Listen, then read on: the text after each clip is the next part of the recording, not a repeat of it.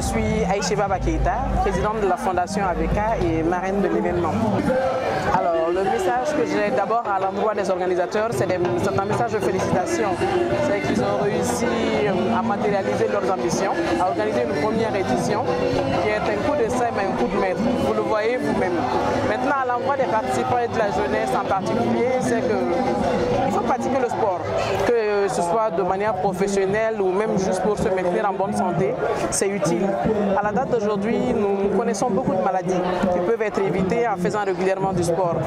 Donc, je ne peux qu'inviter la jeunesse à faire du sport régulièrement pour maintenir un esprit sain dans un corps sain. Il faudra bien que ça sorte des théories et que nous puissions le mettre en pratique.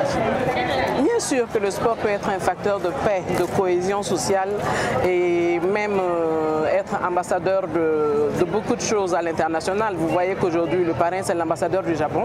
Certainement, à l'issue de l'événement d'aujourd'hui, il aura une autre vision de la jeunesse malienne qui bouge, une jeunesse malienne qui a envie de bien faire les choses.